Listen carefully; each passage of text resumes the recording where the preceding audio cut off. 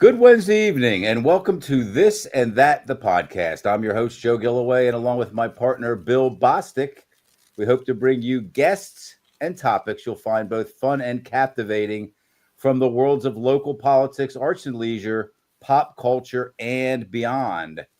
Our sponsors for This and That, the podcast are Robert H. Hoke, Post 272. That's the American Legion, Post 272 on North Mountain Road. Team PA, AAU Basketball, and Rickabaz Electric. Thanks to these three great local businesses. I guess in the case of the American Legion, it's an organization, but we really appreciate their support. Anyway, Bill, how are you? I'm doing better than I should be, Joe. And I was just at Post 272 yesterday. How good should you be doing? I don't know. Not as good as I am. It's amazing how everything I'm doing, I'm still standing. That's great. Elton John had a song called "I'm Still Standing." You remember that one? Okay. No. I might recognize if I hear it. And I've become in recent weeks a huge Billy Joel fan. All right. How'd that happen? Did you watch the documentary? Did that start it? Kick it off? I don't know about that. I was watching YouTube stuff, some interviews, live concerts. I love the live concerts, that kind of thing. He's one of the best ever, one of the best performers we've ever had, the world has ever had, for sure. Yep. So anyway, what episode number is this, Bill? 33. Nope. 34. Oh, Bill. I'm a week older than I thought. Yeah, I thought you were finally on track with that. A couple weeks ago, you were doing well. Now you're off track. So anyway, this is episode 34, and this is the People's Podcast, and it is the People's Podcast because we allow the people, meaning our supporters or our viewers, to get involved in a couple of different ways. We allow them to ask questions. This would be a good episode for people to come in and ask questions, Bill, because this is going to be an informative and educational show, I believe. I hope it is. I hope it is for me. This one fits the category of and beyond. No. Remember, this is leisure. Oh, leisure. This is part of arts and leisure, Bill. Can't we have a combo show? All this could be leisure and beyond. How about that? I like that. If our guest is good enough, she's going to take it beyond leisure. All right.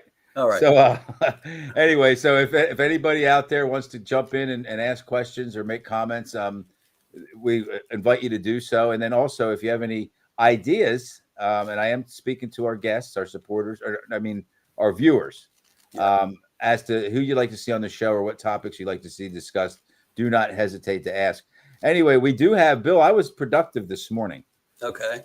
I solidified, or I scheduled 2 upcoming podcasts. Oh my gosh. Yeah, that's a lot to do within the course of an hour and a half. And so this next Wednesday, what is it? The next Wednesday, the 19th? Yeah. I think I have that right. We're finally going to get to talk about the Colonial Park Mall. We've been planning to do that for a while, haven't we? Pretty much from the start. That was one of the first. Right, correct. So we've been planning to do that for 34 weeks, I guess. And I think we have the right 2 people set up to help us discuss that, kind of get to the bottom of what's going on with the mall and what direction they think we might go into. Or they are Justin Fleming. He's a Pennsylvania House of Representatives rep, and Jeff Clare, who was a Lower Paxton Township Director of Economic Development. So what better guests, and Justin Fleming, incidentally, does cover this area. What do they call this? District 10 or the 10th district? I've lost track of the district numbers, but he covers about 65-70% of the land mass here in the township. And so that will be exciting. I did this earlier. Why didn't I put this up there? There they are. How about that, Bill? You do a great job with this stuff, Joe. How about that? I think I'm going to hire you for Lancaster Gazette. Come on over on your part-time job and help you with graphics. Right, I'll do that. Schminky and I'll hang out. Yeah, Ollie Schminky. Yeah. He is He is the most valuable person ever, I tell you. Wow. I never expected it to come out of Liverpool, Pennsylvania. Yeah, you wouldn't think that much value would come out of Liverpool. Nope. Boy, I better be ducking here. The Liverpool people.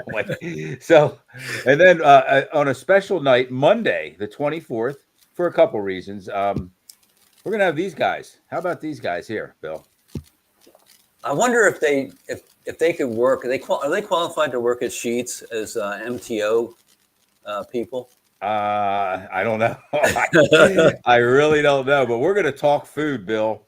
Yeah. With 3 of the area's top chefs. I know all 3 of them personally. I worked for a couple decades I sold food. And these are Chef John Reese. He's on the far right there. He's retired from Hilton Harrisburg. He was the executive chef at Hilton Harrisburg. Definitely one of the more respected and well-known chefs in the area during his time there. And then we're going to go to Phil Newsonov, who's in the middle. And Phil is at Country Club of Harrisburg. He's been there for quite a while. Executive chef at Country Club of Harrisburg.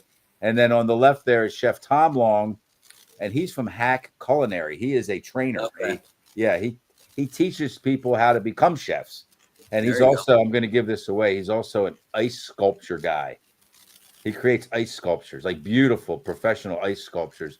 So these guys are as nice as they are talented, and I'm just really excited that we have the next 2 shows booked out. Yep. So anyway, go ahead, Bill. What's next? I just wanted to let you know in advance. I have a little bit of a transformation before we bring our guests in. Okay, well let's do like just a little hint. Let's do oh, you know what? Bill, I have to address this with you. Okay. I was perusing Facebook today and I ran into that. What is that? What is that? Did you check with my manager for permission to show this? No, I didn't. This is as if I get into on a roll and I'm working at top efficiency, life inside my brain is very interesting. So that's sort of one of the sinister look, I guess you'd say.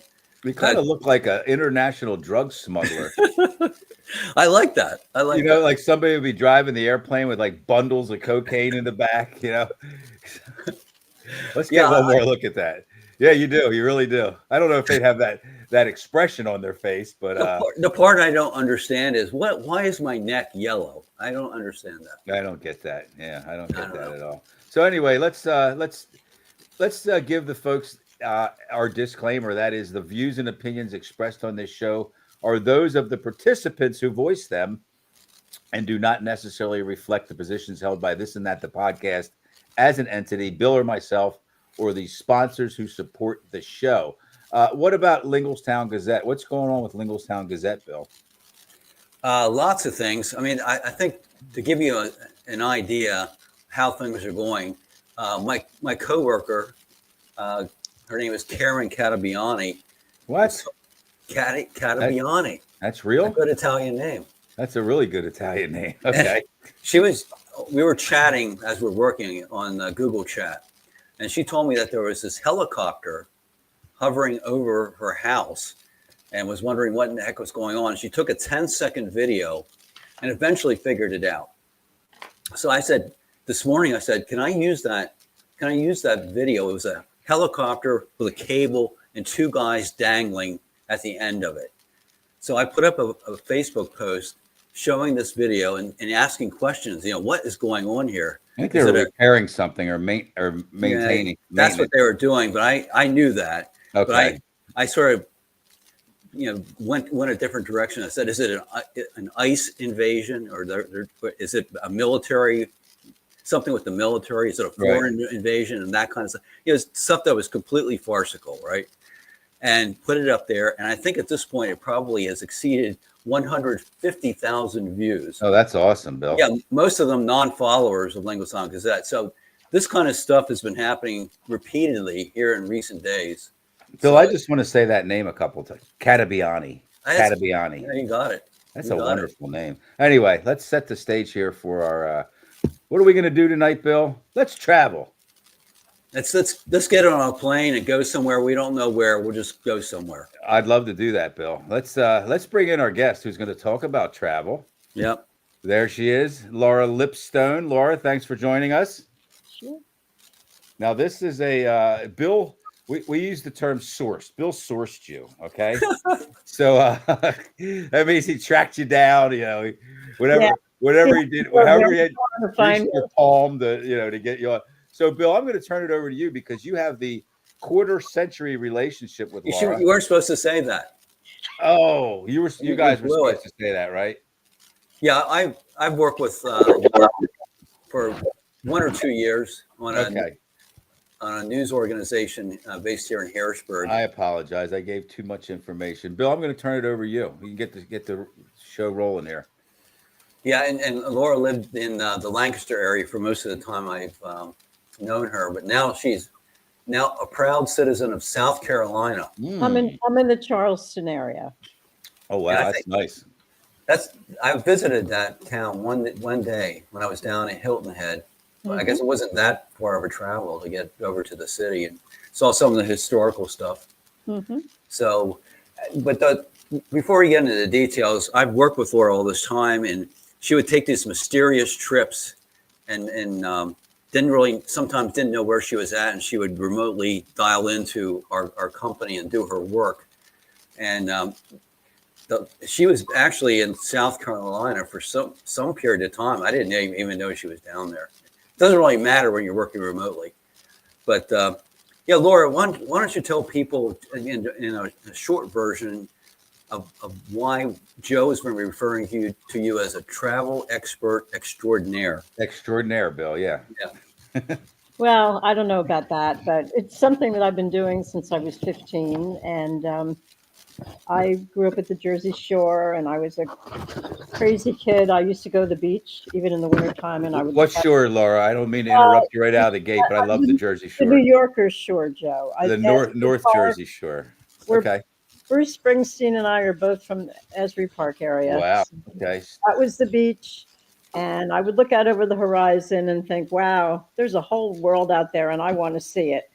And I grew up at a time, my mother was a big foreign movie freak. And I grew up with British movies and French movies and TV. And I just wanted to go. I wanted to see anything that was exotic. And when you're 12, everything is exotic. And by the time I was 15, I pestered my parents, and I took a trip with a group called the American Institute for Foreign Study, and I believe it's still around. It was an incredible experience for a kid with wanderlust.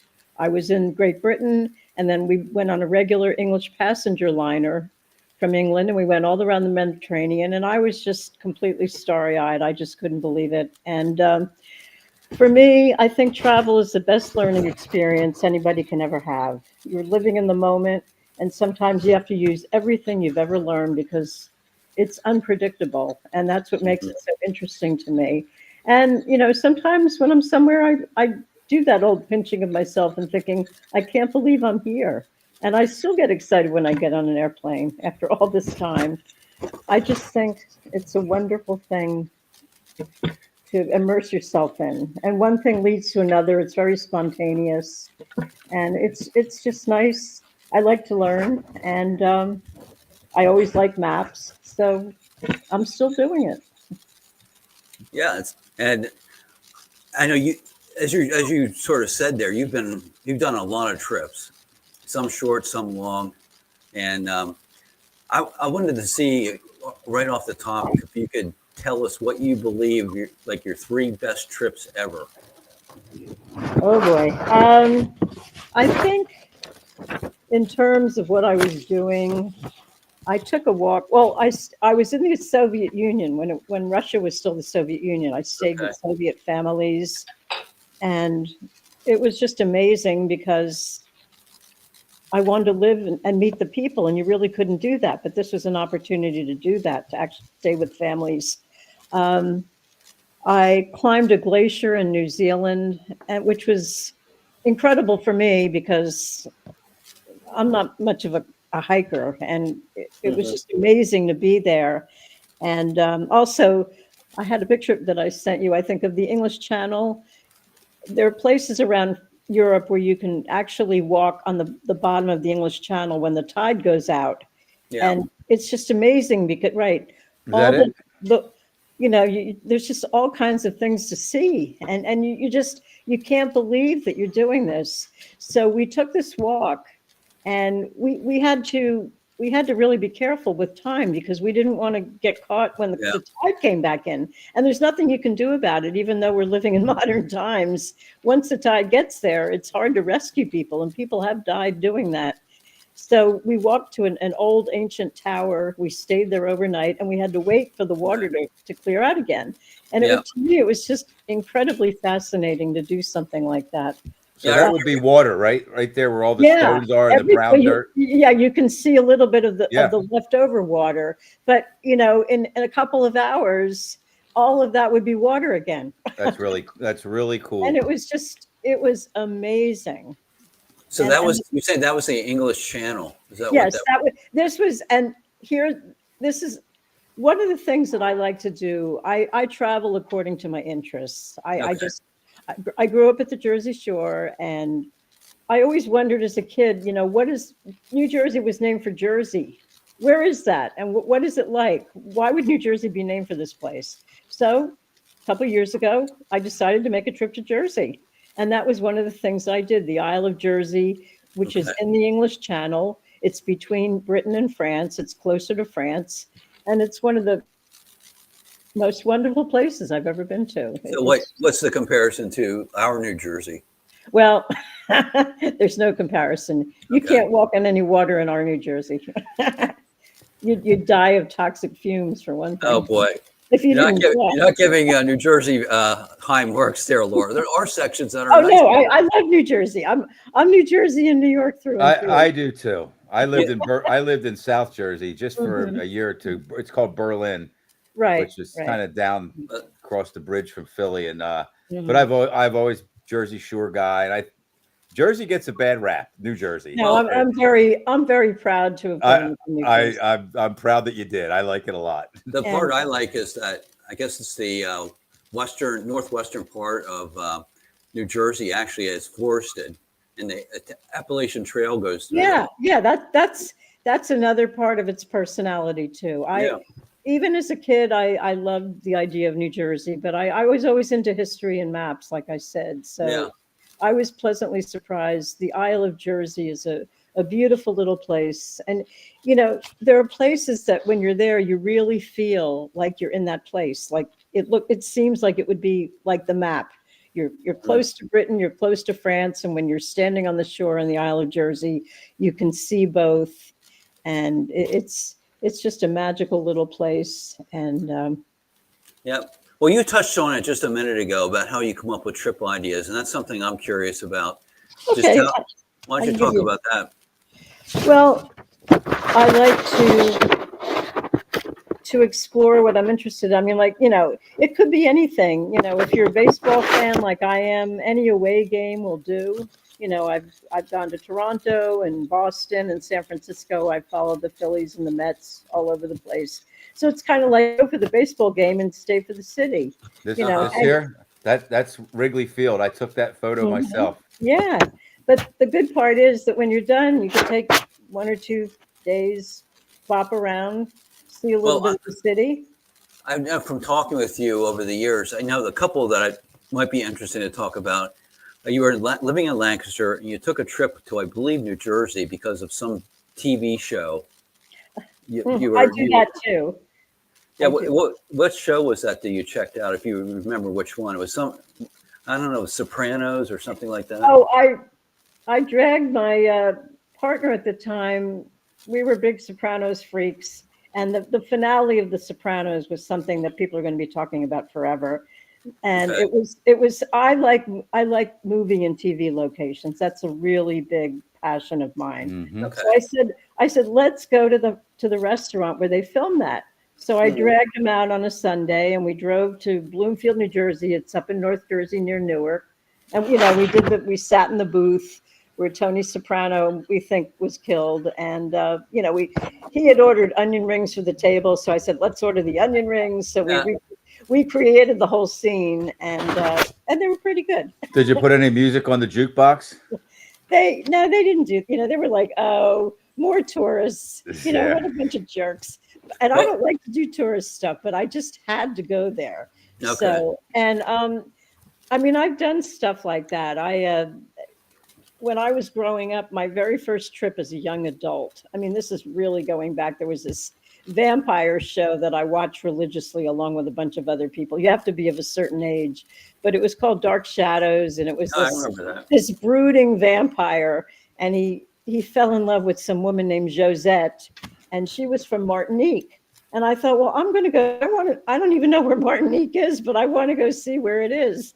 Uh-huh. So I just hopped on a plane and went to Martinique, and it was. Where is it? It's I've in the heard- Caribbean. It's Okay. it's one of those nondescript Caribbean islands. I mean, it was okay, but there was no hint of any kind of mystique or anything. It was just Okay. they had like the obligatory trip to the rum factory, and I mean, it was a place you could go to the beach, but I mean, there was nothing outstanding about it. But I was conjuring up the spirit of Josette. But I mean, it's stuff like that. I have another one I want to ask you about. You Uh-huh. went out to California and were involved in a production of some kind of show or TV show or something like that. I think you might have even had a part in the show at the time. Do you remember which one that was? I was helping some people out with a series that they were trying to do. Okay. I don't remember anything specific about that. How is California to visit? I mean, I have always thought about maybe taking a couple weeks, flying into San Francisco, renting a car, and driving the whole way down Well, you Pacific should. Coast Highway. That's exactly what you should do. That's how you should do it. You take the I time. mean, I want to go to do some touristy stuff in LA too, Rodeo Drive, Sunset Boulevard, the Valley, right. So there's plenty to do for a week or two out there, right? Absolutely. I would say, yeah. Yeah. Absolutely. You have to go to Dodger Stadium, Joe. Chavas Ravine. Yeah. Chavez. Chavez Ravine, yeah. Amazingly, I was there one time. Oh, were you really? Yeah. Yeah, I was at the end of a bicycle racing trip with a teammate, and we went all the way across the country, ended up in Oh, LA. yeah. You tell me about that. Yeah, and went to a game. The guy I was with was really weird. I think I had to sleep in the closet one time because he needed quiet. I can't Bill, remember. that is like so totally for another show. That's part of travel. Oh, okay. All right. Well, Laura, sorry you have to hear this stuff, Laura. I've heard it all before.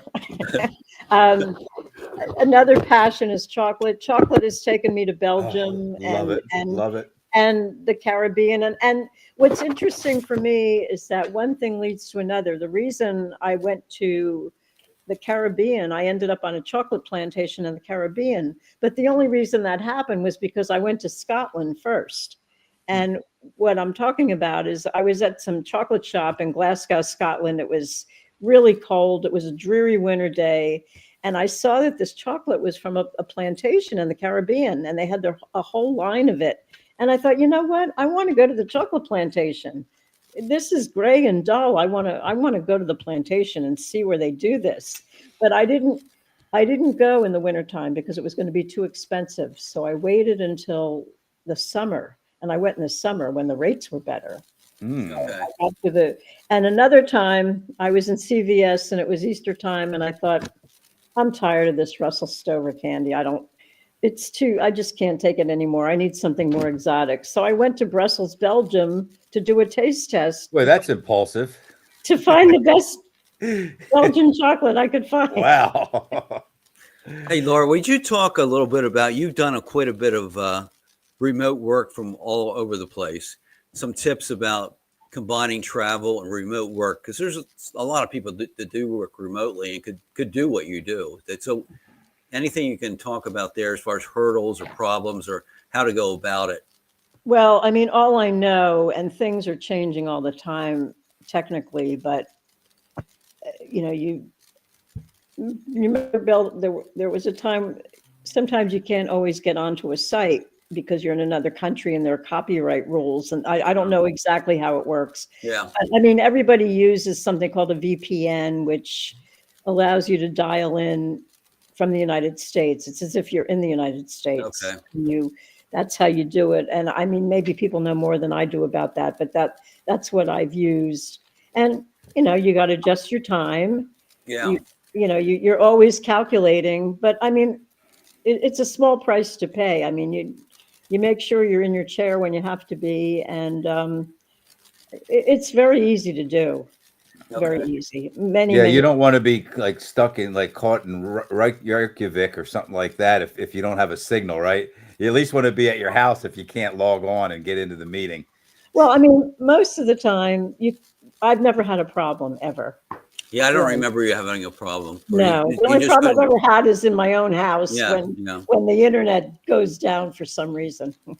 So, Well, here I have a challenging question for you. uh-oh. See how you handle it. So let's say I give you a $500 budget for a long weekend. Ooh, Okay. that's So rough. where do you think you would go, and what would you do at your destination with a $500 budget? Well, I might. I don't know. Is that a good budget for a weekend? 500? Or is that too low? I mean, I guess that's reasonable. How many people can afford more than that for a week? I think you'd have to first of all be somewhere where you could drive. If you had to fly or take any kind of public transportation, there goes your $500. Well, I do think it depends though. I mean, you might be able to get if you're on a budget airline and they happen to have something that you can, but see, budget airlines are a joke because if you don't book way in advance, they're not so budget. And then they're going to add everything you want to carry on with you. And I would turn to my own backyard, Bill. I mean, for instance, I'm in the Charleston area, and Charleston is known for its great food. And Okay. there was a hotel that I looked at. I just happened to be looking at this hotel. I was reading about it, and it was absolutely beautiful. And I thought, I want to go there and just spend an afternoon. And that's what I did one day. I just picked up and drove 27 minutes to downtown Charleston. And they had a beautiful little shop with all kinds of mementos and just really pretty things. And I got something for myself. And I went out to lunch, and then I came home. I think I went to work that day in the afternoon, and I just thought, I just got away, and it was really nice. And it's a place that Charleston, people come from miles around to go to downtown Charleston. And I had a little getaway experience just in my backyard. I would go, in Lancaster, they've got Amish mud sales every year.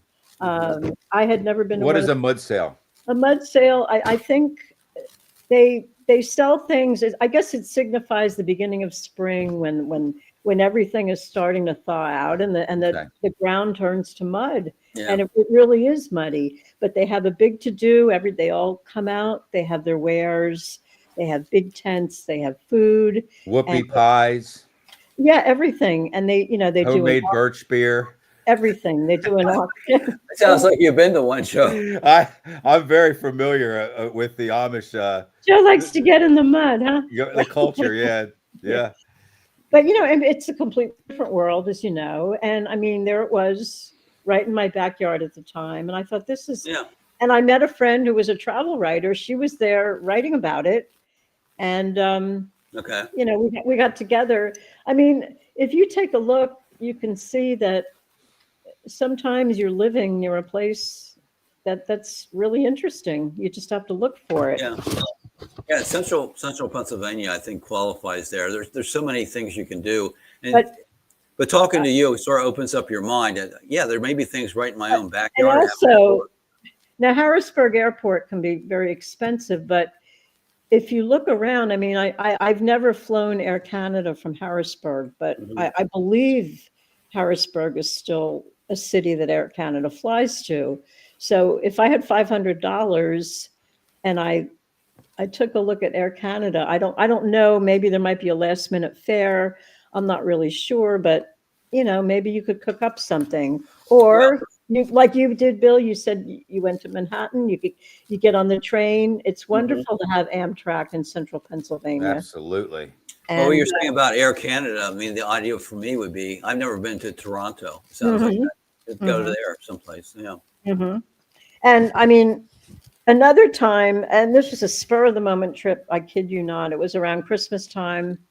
we got in the car, and it was dead of winter. We drove from Manheim Township to Quebec City. Oh wow, I remember. I think I remember that. And Yeah. we drove there, and it was icy, and I was scared. I thought we were going to have an accident or break down somewhere, and we just made it all the way up there. Wow. And it was just amazing because it's so French.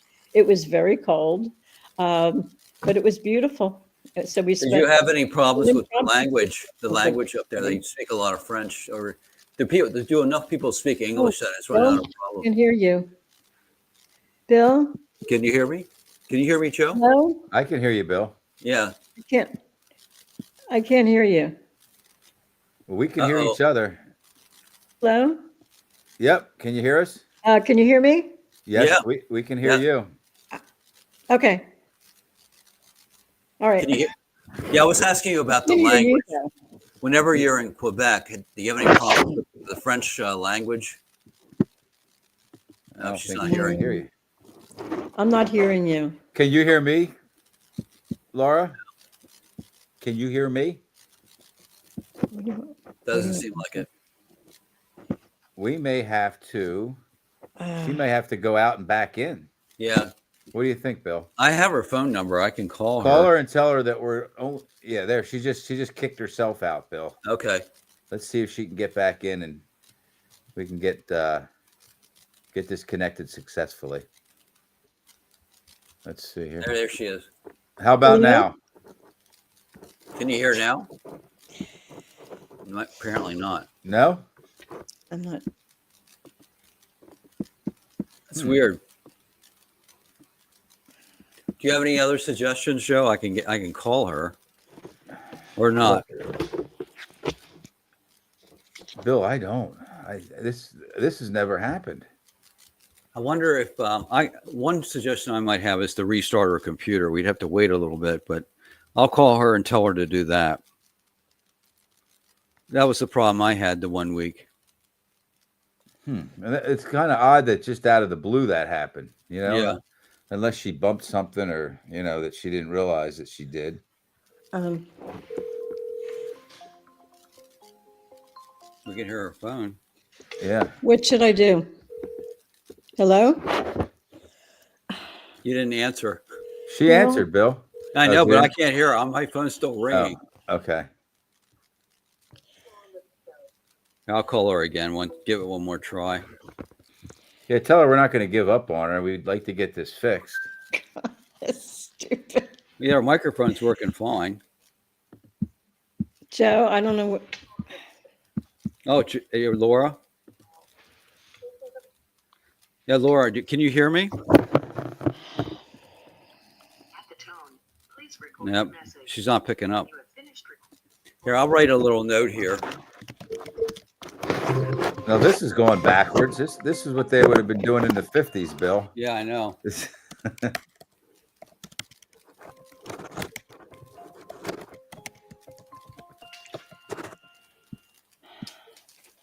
Let's see. Yeah. Restart computer. Okay. All right. We'll give that a try. All right. Oh my God. But some of the things I was going to ask her while she's trying to work this out, the other things I have, there's something with over the years, she actually tried to do some travel blogging. And the actual writing of it isn't the hard part. The hard part is finding an audience, right? But one of her themes was she travels with a carry-on bag, has a handle. You can pull it through the airport, but Right. it's a carry-on bag, and so she goes places just with that bag. Maybe an additional one. We'll have to see what she says. I'd have a hard time with that, Bill. Yeah, I'm, it'd be interesting to find out how she pulls that off, because nothing against. I think men typically travel with less stuff than women. Not me. No, not you. Okay. If I go somewhere for, let's just say 3 nights, I might have 5 pairs of shoes. Oh, really? Oh my gosh. Yeah. Well, I walk, so I'll take my running shoes, which Yeah. I used to walk. I have dedicated, walking shoes. I don't want to be too boring with this, but I overpack. There she is.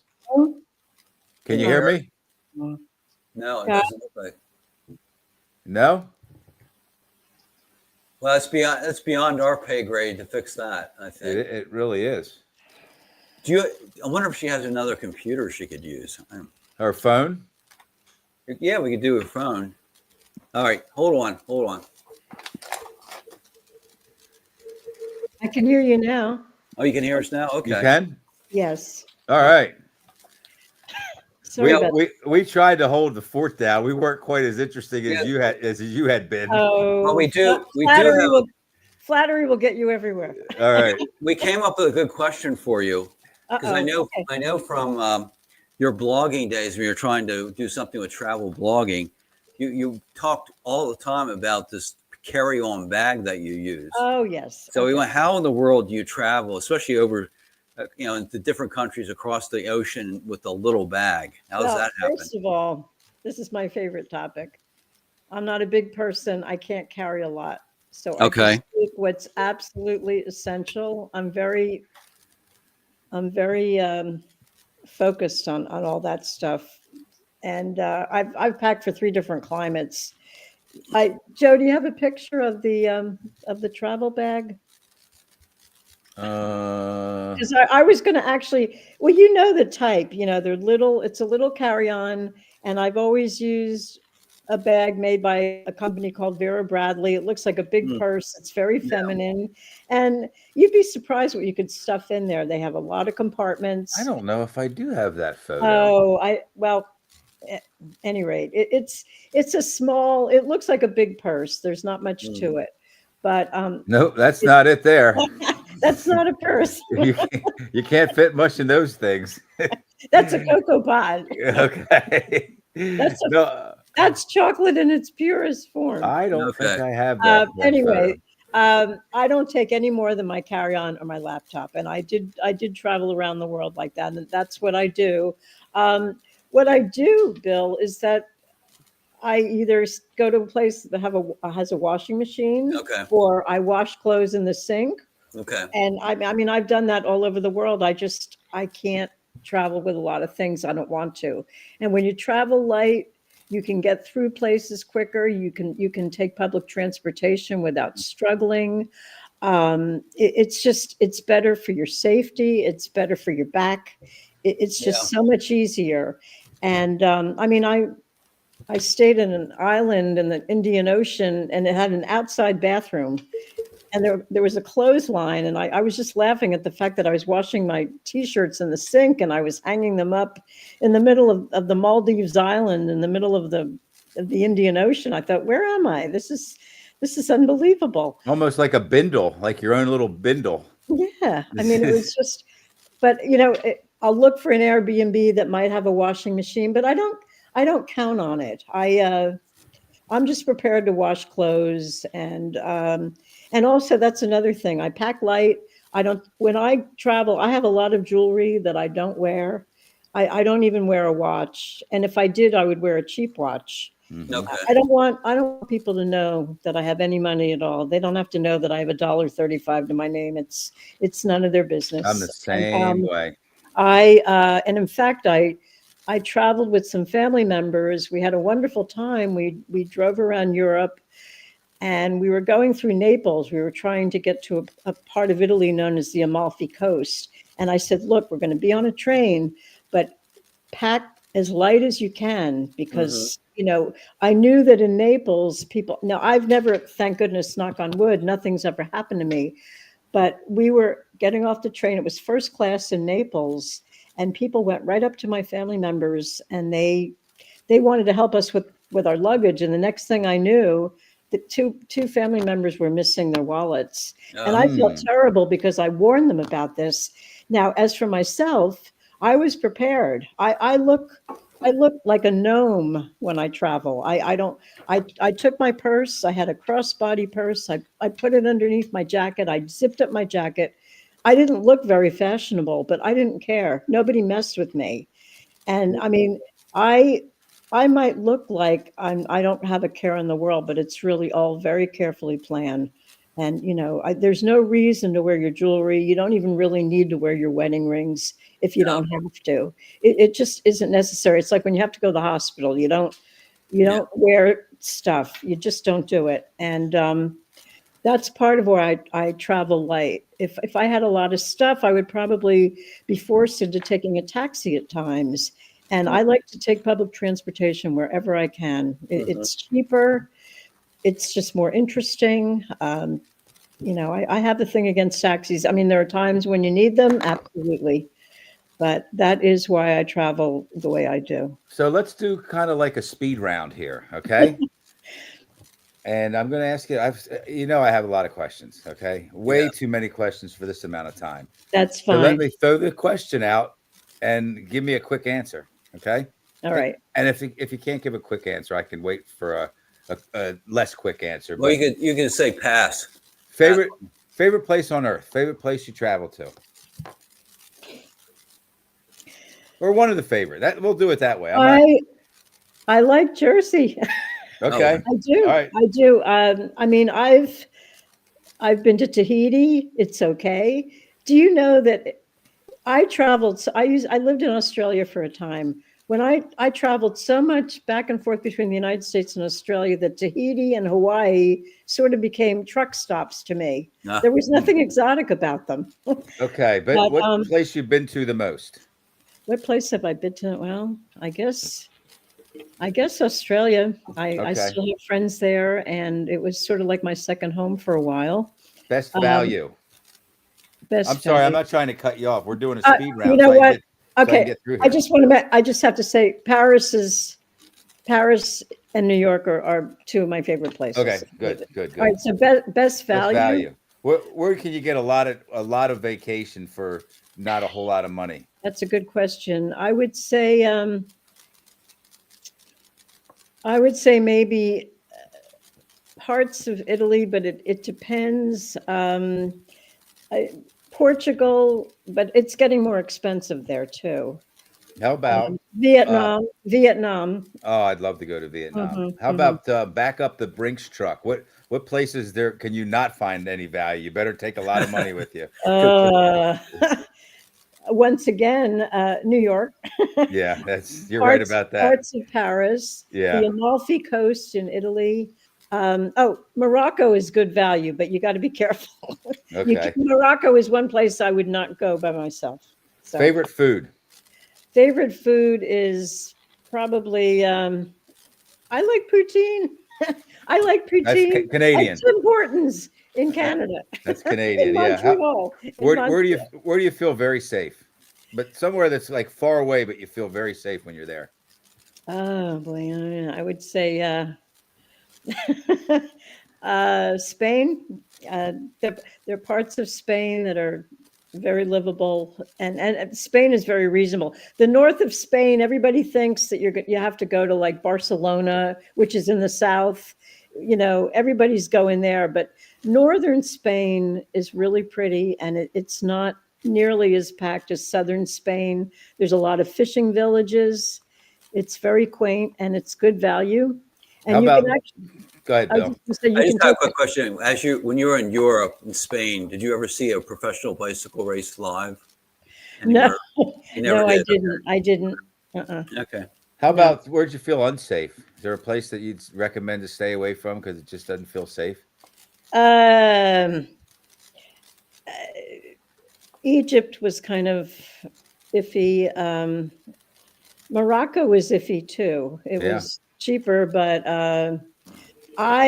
Moscow. Okay. Moscow. I wouldn't expect anyone to speak English, but I pride myself on using subways all over the world, but I had a really hard time in Moscow because their language is indecipherable if you don't know anything about it. And at the time there was really no internet to use, and I had a map, and I kept looking at the names on the map, and they were not matching the names of the stations on the walls, and things were going by so quickly, and I was trying to get myself to the airport, and I thought I was going to miss my flight. I think Russia's probably cold, and I don't even mean temperature-wise, just cold and unfriendly, and people. Well, actually, depressed and angry, and I met people. I met some people. I went into a bookstore in Leningrad when St. Petersburg is Leningrad is now St. Petersburg. I wanted to meet people and I met some people. I went into a bookstore and I struck up a conversation with people.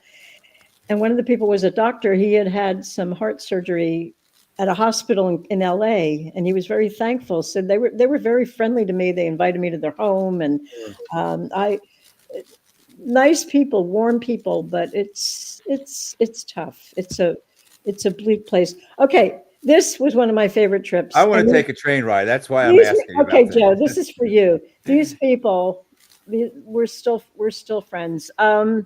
They, I pretended that I was Agatha Christie. I always wanted to go on the. I see the hat there. on Yeah.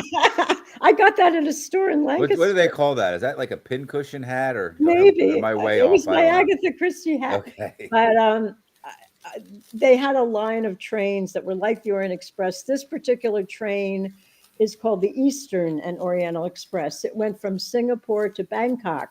So it went through Malaysia, and it was just fantastic, absolutely fantastic. And I mean, you just hang out looking out the window, and we made a stop in Penang in Malaysia, very pretty little seaside town. And we also stopped at the bridge on the River Kwai. Another movie. There's my little carry-on. Oh, There's that looks Yeah, nice. there you Oh, on the okay. floor. I'm It's on sorry. the floor. That Yeah. was my cabin in the train. I mean, people, I had like a manservant waiting on me. It was Oh, like, wow. seriously? It was better than most of my apartments in New York, that little cabin. What is the most kind of out there, entirely different world that you've been to? Like something that you just look around and go, oh my God, this is so kind of rudimentary and backwoods and the complete opposite of New York City. What would that be? Vietnam? Yeah, a little bit. Istanbul was pretty awful.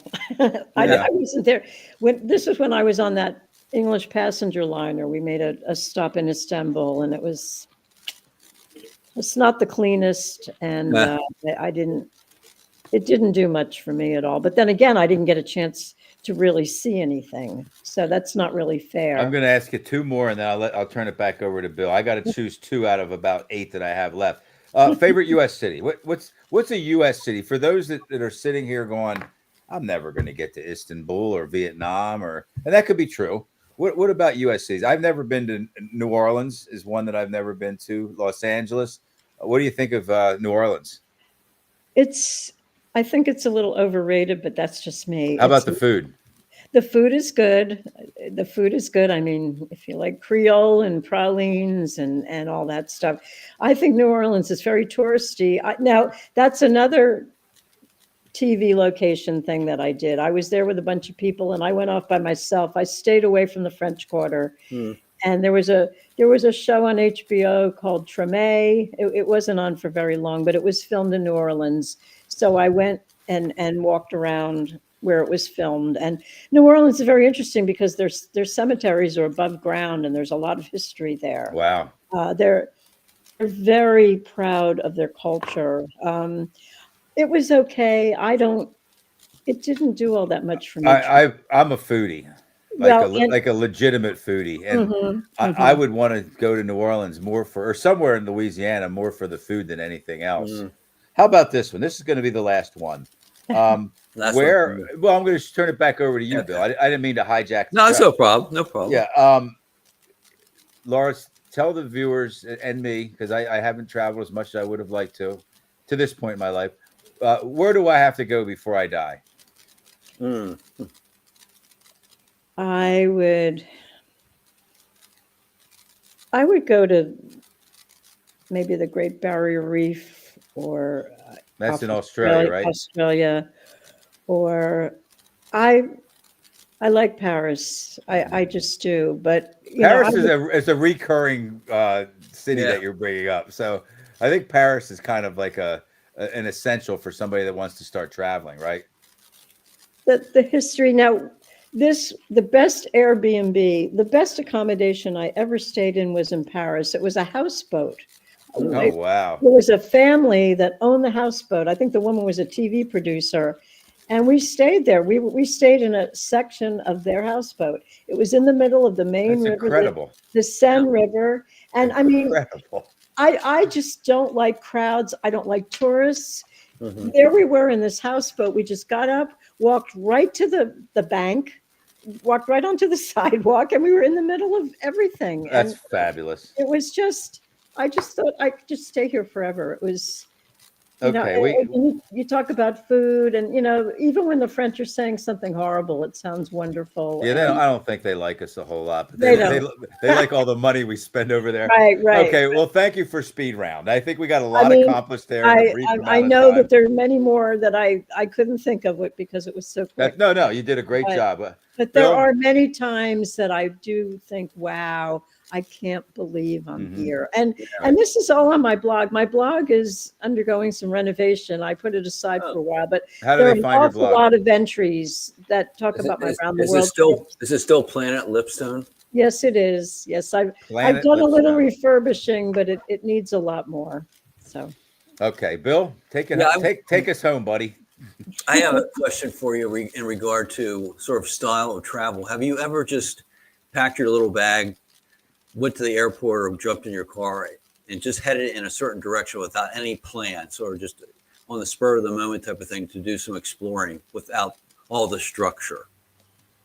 yeah, but you know, I mean, like I think the Quebec trip that was a little plan, but that was. I do that kind of thing when I'm already somewhere. I will Okay. just go off and go looking for things, you know, Okay.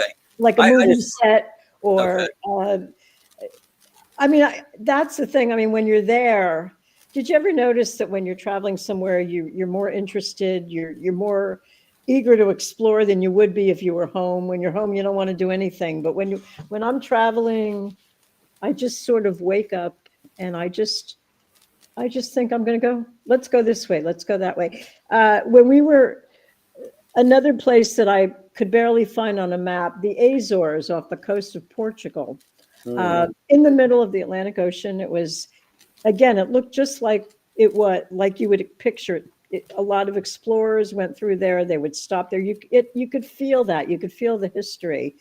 And to get there, we had to go to Lisbon, and we had a long layover in Lisbon. It was Christmas Day because I always travel in the wintertime when it's cheaper, except for holidays, but it's still a little cheaper.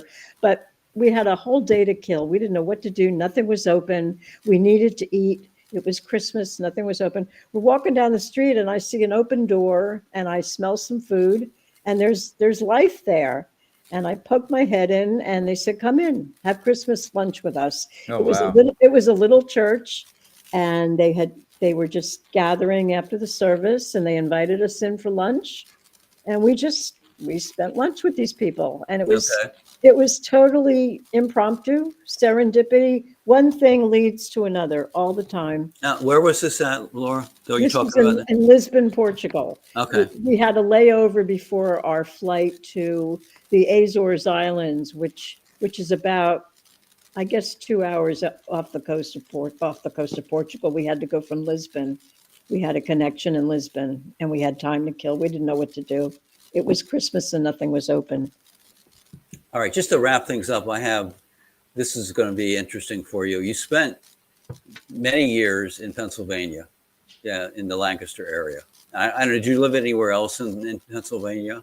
Well, I mean, I went to college at Temple University. I lived in the Philadelphia area for a very long time before I moved to New York. I've lived everywhere in the Philadelphia area. I just have a couple questions when it comes to the Pennsylvania travel. Have you ever explored the Route 6 corridor that goes across northern Pennsylvania? No, but I did explore part of Route 30 when Route 30 had its, I guess it was 100th birthday.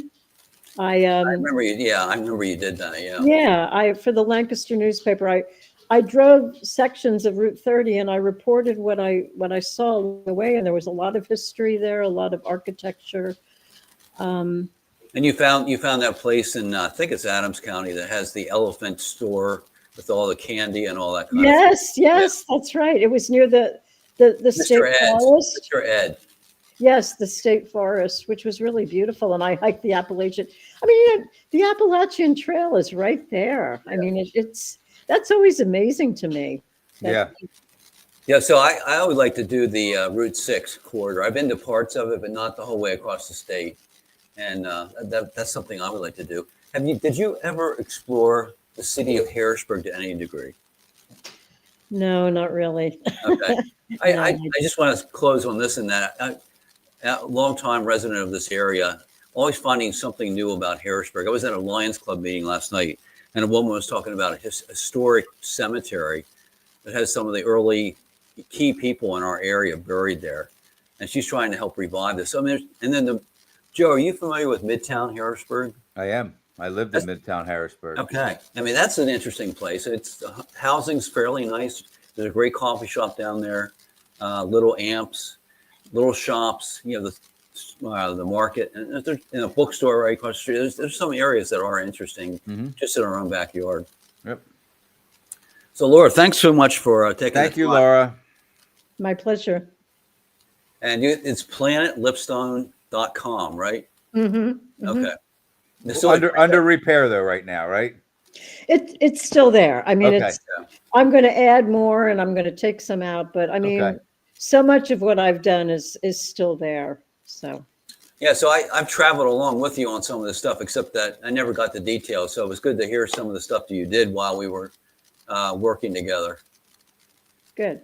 All right. A lot of fun. Laura, thanks so much. We really appreciate it. I learned a lot tonight.